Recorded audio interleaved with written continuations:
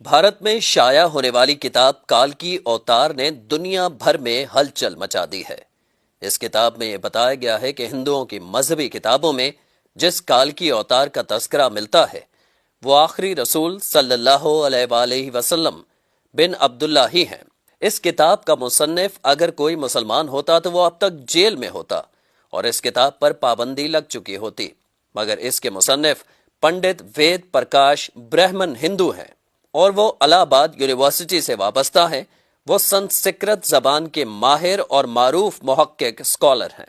پنڈت وید پرکاش نے کال کے اوتار کی بابت اپنے اس تحقیق کو ملک کے 8 مشہور و معروف محقق پنڈتوں کے سامنے پیش کیا تھا جو اپنے شعبے میں مستند گردانے جاتے ہیں۔ ان پنڈتوں نے کتاب کے بغور مطالعے اور تحقیق کے بعد یہ تسلیم کیا ہے کہ کتاب میں پیش کیے گئے حوالے مستند اور درست ہیں۔ برہمن پنڈت وید پرکاش نے اپنے اس تحقیق کا نام کال کی اوتار یعنی تمام کائنات کے رہنما رکھا ہے۔ ہندوؤں کی اہم مذہبی کتاب میں دراصل یہ ایک عظیم رہنما کا ذکر ملتا ہے جسے کال کی اوتار کا نام دیا جاتا ہے۔ سو پنڈت وید پرکاش گہری تحقیق کے بعد یہ دعویٰ کرتے ہیں کہ اس کال کی اوتار سے مراد حضرت محمد صلی اللہ علیہ وآلہ وسلم ہے جو مکہ میں پیدا ہوئے۔ چنانچہ ان کا کہنا ہے کہ تمام ہندو جہاں کہیں بھی ہوں ان کو اب کسی اور کال کے اوتار کا انتظار کرنے کی ضرورت نہیں ہے، بلکہ اس کے لیے انہیں محض اسلام قبول کرنا ہے اور آخری رسول صلی اللہ علیہ وآلہ وسلم کے نقش قدم پر چلنا ہے جو بہت پہلے اپنے مشن کی تکمیل کے بعد اس دنیا سے تشریف لے جا چکے ہیں۔ اپنے اس دعوے کی دلیل میں پنڈت وید پرکاش نے ہندوؤں کی مقدس مذہبی کتاب وید سے مندرجہ ذیل حوالے دلیل کے ساتھ پیش بھی کیے ہیں۔ نمبر 1، وید کتاب میں لکھا ہے کہ کال کے اوتار بھگوان کا آخری اوتار ہوگا جو پوری دنیا کو راستہ دکھائے گا۔ ان کلمات کا حوالہ دینے کے بعد پنڈت وید پرکاش لکھتے ہیں کہ اس پیش گوئی کا اطلاق صرف حضرت محمد صلی اللہ علیہ وآلہ وسلم کے معاملے میں درست ہو سکتا ہے۔ نمبر 2، ویدوں کی پیش گوئی کے مطابق کال کی اوتار ایک جزیرے میں پیدا ہوں گے اور یہ عرب علاقہ ہی ہے جسے جزیرۃ العرب کہا جاتا ہے۔ نمبر 3، مقدس کتاب وید میں لکھا ہے کہ کال کے اوتار کے والد کا نام وشنو بھگت اور والدہ کا نام سومانب ہوگا، جبکہ سنسکرت زبان میں وشنو اللہ کے معنوں میں استعمال ہوتا ہے اور بھگت کے معنی غلام اور بندے کے ہیں۔ چنانچہ عربی زبان میں وشنو بھگت کا مطلب اللہ کا بندہ یعنی عبداللہ ہوا اور سنسکرت میں سومانب کا مطلب امن ہے جو کہ عربی زبان میں آمنہ ہوگا، اور آخری رسول صلی اللہ علیہ وآلہ وسلم کے والد کا نام عبداللہ اور والدہ کا نام آمنہ ہی ہے۔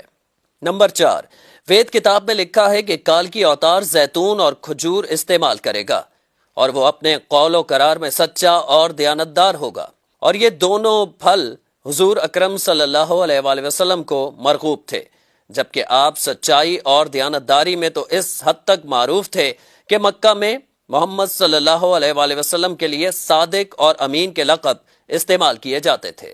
نمبر 5، وید کے مطابق کال کی اوتار اپنی سرزمین کے معزز خاندان میں سے ہوگا، اور یہ بھی محمد صلی اللہ علیہ وآلہ وسلم کے بارے میں سچ ثابت ہوتا ہے کہ آپ قریش کے معزز قبیلے میں سے تھے جس کی پورے عرب میں عزت اور شام و عراق میں پہچان تھی۔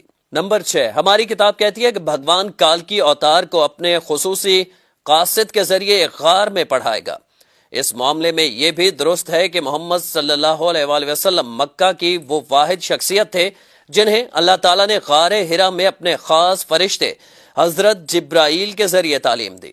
نمبر 7، ہمارے بنیادی عقیدے کے مطابق بھگوان کال کی اوتار کو ایک تیز ترین گھوڑا عطا فرمائے گا جس پر سوار ہو کر وہ زمین و آسمانوں کی سیر کرائے گا، اور محمد صلی اللہ علیہ وآلہ وسلم کا براق پر معراج کا سفر اس پیشگوئی کا مصداق بن کر اسے آپ کی بابت ہی درست ثابت کرتا ہے۔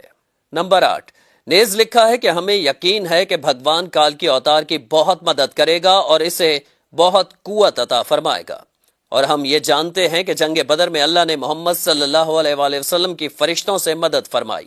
نمبر 9، ہماری ساری مذہبی کتابوں کے مطابق یہ پیش گوئی ملتی ہے کہ کال کی اوتار گھوڑ سواری، تیر اندازی اور تلوار زنی میں ماہر ہوگا۔ پنڈت وید پرکاش نے اس پیش گوئی پر بڑا خوبصورت تبصرہ کیا ہے جو بڑا اہم اور قابل غور ہے۔ وہ لکھتے ہیں کہ گھوڑوں، تلواروں اور نیزوں کا زمانہ بہت پہلے گزر چکا ہے۔ اب تو ٹینک، توپ اور میزائل جیسے ہتھیار استعمال میں ہیں۔ لہٰذا یہ عقل مندی نہیں ہے کہ ہم اس دور جدید میں تلواروں، نیزوں اور برچھیوں سے مسلح کال کے اوتار کا انتظار کرتے رہ جائیں۔ حالانکہ حقیقت یہ ہے کہ مقدس کتابوں میں کال کے اوتار کے واضح اشارے حضور صلی اللہ علیہ وآلہ وسلم کے بارے میں ہیں، جو ان تمام حربی فنون میں کامل مہارت رکھتے تھے۔ ٹینک، توپ اور میزائل کے اس دور میں گھڑ سوار، تیغ زن اور تیر انداز کال کے اوتار کا انتظار نری حماقت ہے۔ اس کو اتنا پھیلائیں کہ ساری دنیا کے ہندو کلمہ پڑھ کر اللہ تعالیٰ کے حضور سچی توبہ کر کے جنت میں جانے والے بن جائیں۔ کم از کم اپنے دوستوں کو ضرور بتائیں۔